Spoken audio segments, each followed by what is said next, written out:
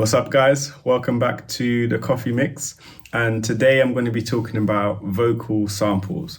Now, vocal samples can be so key to your songs to add that little bit of extra flavor and creativity.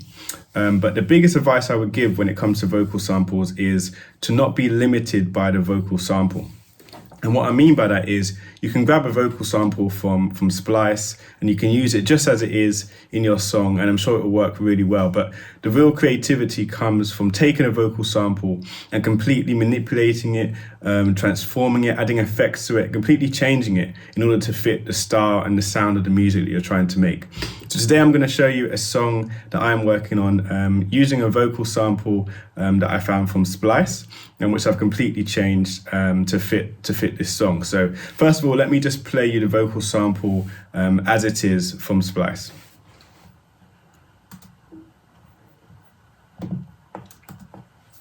Do you something?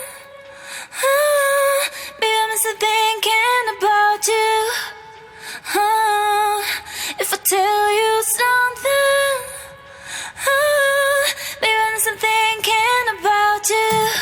Okay, cool. So that's the vocal sample that I found from Splice. So it's a really nice, clean vocal sound and recorded really well. But the first thing I found when I listened to this is that I'm not going to use all of it. There was only certain parts of the vocal sample that I really liked. So the first thing that I did was begin to chop it up and take out the things that I didn't want and just keep the things that I do want from this vocal sample. So let me play you now the chopped up version of this vocal sample.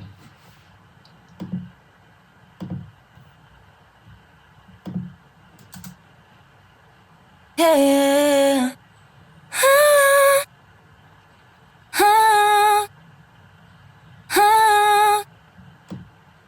Yeah.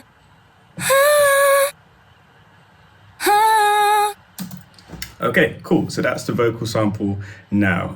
So those were the only elements that I really wanted to keep in the song. So I kept that. So now that I've chosen which parts of the sample I wanted to use, the next part was beginning to change the character and the tone and the sound of the vocal. But before I get to that, there's also one important thing that I want to note. When it comes to samples, and this could be vocal samples, it could be a kick, it could be a snare, it could be a guitar sample. When it comes to samples, most of the time, these samples have been mixed and compressed and mastered and limited, which means that they'll be very loud. And so if you look on my screen here, you will see that the first plugin I have on this vocal is a gain plugin. And if I open this up, you'll see that I've decreased the gain by 8 dB. And so the reason why is because if I play the sample without the gain, if you take a look at this meter here, it will show the peaks. So let me just play this for you. Yeah.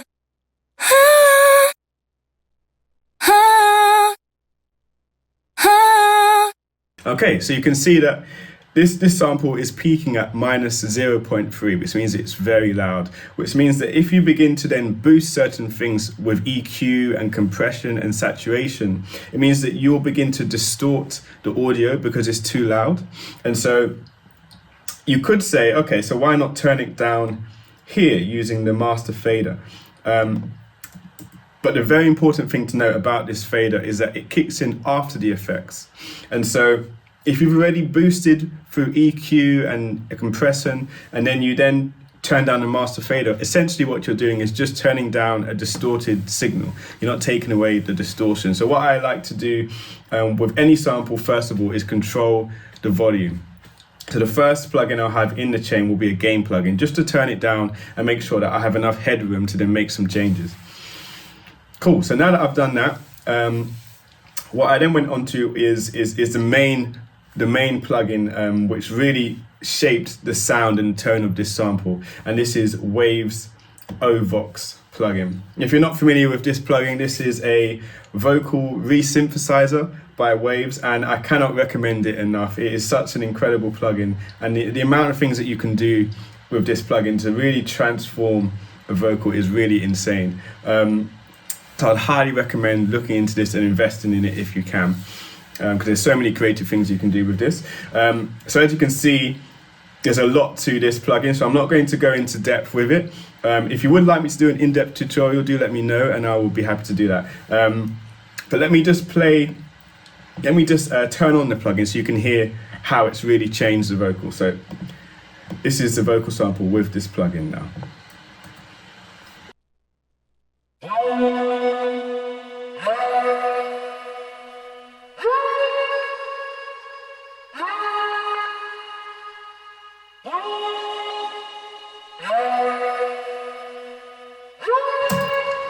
Cool, so you can hear that it's completely changed it. It's added this really cool robotic sound, as well as this high frequency synth sound in the background as well. It's made it really cool. So what you can see here, I'll just give a very brief overview. You can see you have OVox 1 and OVox 2, which allows you to add two different kinds of tones and character to the vocal. So if I just play OVox 1 on its own, you'll hear this.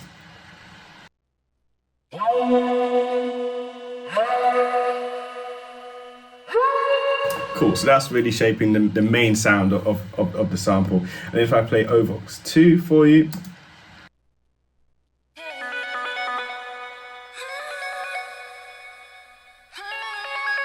cool, so that's like the high frequency kind of synth sound in the background, which really makes it sound really cool. So I did that, and then the last thing I did was add some effects. So I'll play it for you without the effects. So I added some reverb, chorus, and a bit of auto panning just to give it a bit of movement. So I'll play it without it first.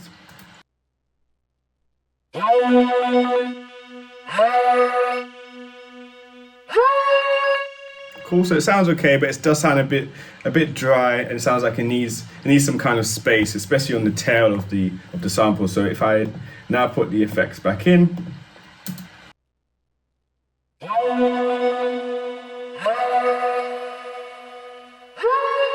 cool, so that really gave it a lot of space and a bit of movement as well. So I really like that.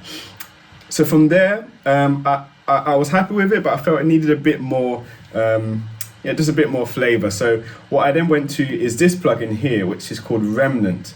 And this is a plugin that I've just discovered recently, which is really cool. It's a gradient delay plugin. If you haven't heard of it, I'd highly recommend checking this out as well. But it adds some really cool texture to the tail of your sounds, a really cool delay sound. So I'll just play it without it, and then I'll add it so you can hear.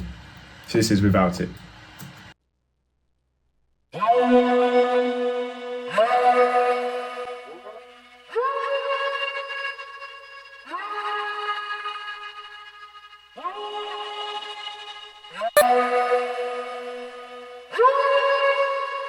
Cool, so I'd highly recommend listening to this in headphones or studio monitors so you can really hear what it's doing. But as you would have heard, the remnant delay just gives it a really nice texture, especially on the tail of the sample, which I really liked.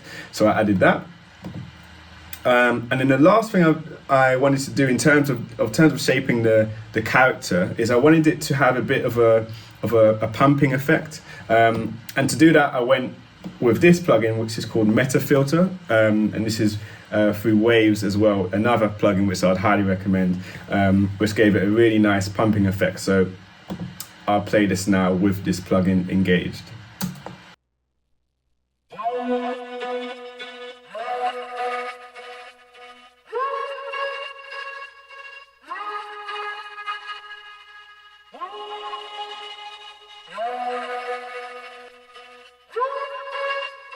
Cool, so that gave it some more movement, which I thought sounded really cool.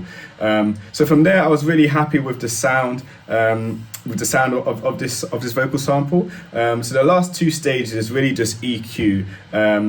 So I'll go with this plugin first. This is an F6 EQ plugin through Waves. Another one I would highly recommend as well. So what you can see that I did initially is I rolled off a lot of the low end. So I did a high pass filter up into 217 Hertz just to get rid of the low end rumble. You'll see here I also took out around -6 dB in the 486 hertz range, just to get rid of some of the boxiness, which is what I also did on the 744 hertz range. I took out about 3 dB to get out some of that boxiness as well. I also found that there was some harshness in the high frequency range due to the electrical synth that was there. I felt it was quite harsh in the high mids and the highs. So so you can see here that I took out 7 dB in the 2788 range, as well as around the 3K range. I took out another 6 dB. So I took out quite a lot in that frequency, as well as the 4000 hertz range, the 4K range. I took out about -5 dB of gain there as well. So I'll just play it without the EQ, and then I'll add it back in. I'll add it back and forth so you can hear the difference that it's making. So this is it before.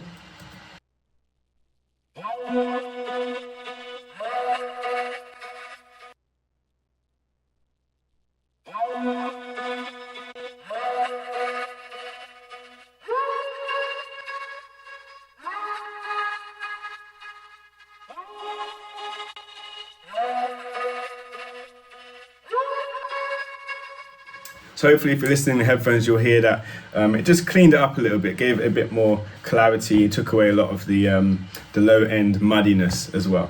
So I did that. And then the last thing I did was another EQ. So this right here is the SSL E-channel EQ. Another one I would highly recommend. It's such a great EQ. It's a emulation of the SSL analog board by Waves, which is really, really, really good. So what I did here, again, I took out some of the low mids. So in the 300 hertz range, I took out about 2 dB. Again, in the 600 range, I took out another 3 dB to get rid of some of that boxiness. I boosted a bit in the 1.8, 1 to 2K range. So I took out, I added in about 3 dB there. To give it a bit more clarity and presence and air. And then here in the 8K and above range, I added about 5 dB there to give it a bit more air and presence as well. So again, I'll play it before this EQ, and then I'll keep popping it back and forth so you can hear what it sounds like. So this is it before.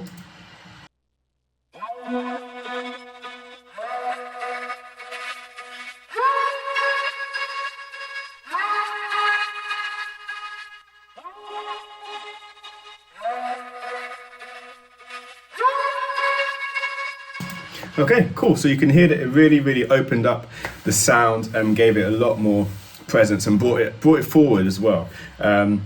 So yeah, so that is it. That is what I did to really transform this vocal sample. So what I'll do is I'll play it before all of these plugins, I'll play it after all of these plugins, and then I'll play it in context with the music so you can hear what it sounds like. So this was it before. Yeah. Cool. Now this is it with all of the plugins engaged.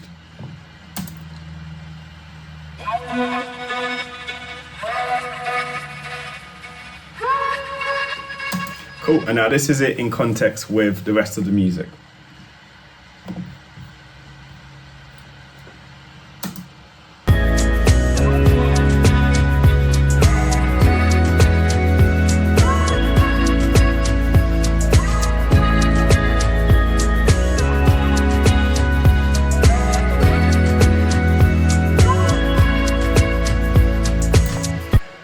So you can hear that it's not a main element of the song, but it really does add some really nice texture and just something different to this song. So yeah, that was it, guys. That was all that I did to really change this vocal sample to fit into my song. So I hope this is helpful to you and gives you some direction as to what you can do, and to show you that the options really are endless.